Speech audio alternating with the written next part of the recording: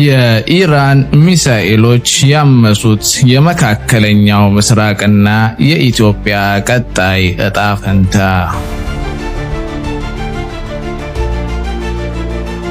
We're doing very well on the war front, to put it mildly, I would say.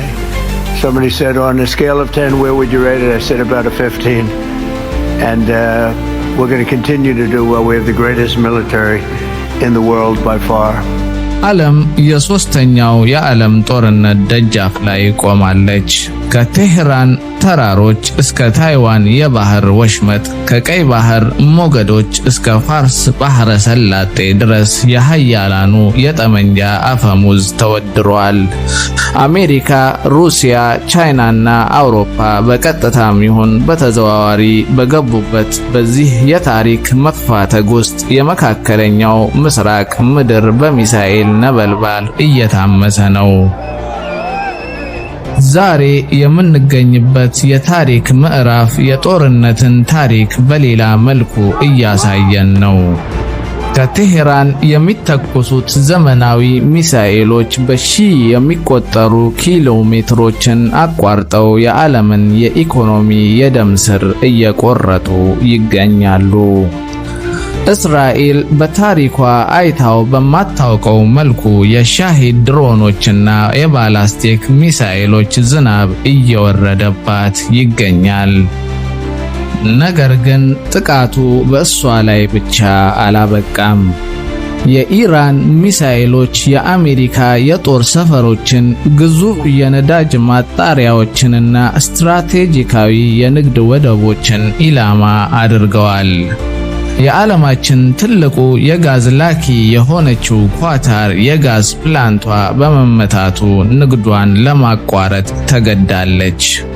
ውጤቱም ግልጽ ነው። በዓለም ገበያ ላይ የጋዝ ዋጋ በእጥፍ ንሯል።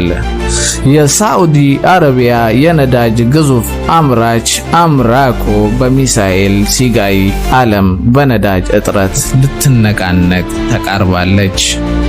እዚህ ጋር ነው ትልቁ የጦርነት ሂሳብ የሚመጣው።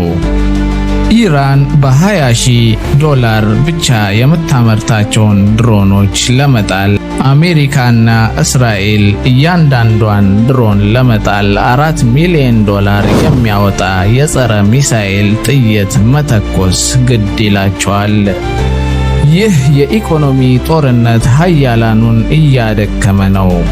ሪፖርቶች እንደሚጠቁሙት ከሆነ እንደ ሳዑዲና ኳታር ያሉ ሀገራት ሚሳኤል የመከላከል አቅማቸው ለጥቂት ቀናት ብቻ የሚበቃ ሆኗል። ክምችታቸው እያለቀ ነው። የኢራን ፋብሪካዎች ግን እንደ ቆሎ ድሮኖችን እያመረቱ ያፈሳሉ።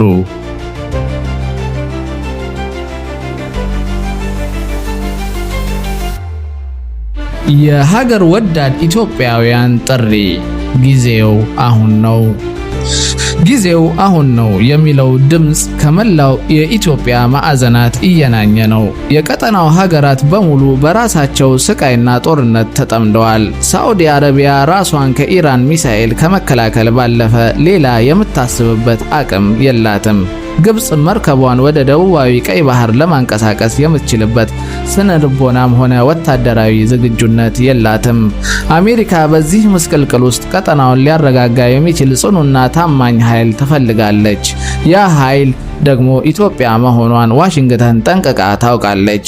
ኢትዮጵያ የ130 ሚሊዮን ሕዝቧን ጉሮሮ ለማዳን የደህንነት ስጋቷን ለመቀልበስ ወደ አሰብ ብገሰግስ ማንም ሊፈርድባት የማይችልበት የታሪክ አጋጣሚ ተፈጥሯል።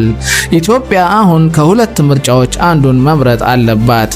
ወይ በዝግ ቀይ ባህር ምክንያት ታንቆ መሞት፣ ወይ ደግሞ በቆራጥነት ወደ ቀድሞ ይዞታዋ አሰብ መገስገስ፣ የባህር በሯን ማስከበር።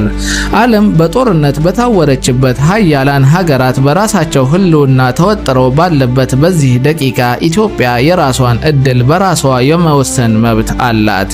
አሰብ የፍላጎት ጉዳይ ሳይሆን የህልውና ጥያቄ ሆኗል። የኢትዮጵያዊነት ትንሳኤ የሚረጋገጥበት ይህንን ወርቃማ አጋጣሚ በአግባቡ መጠቀም ስንችል ብቻ ነው።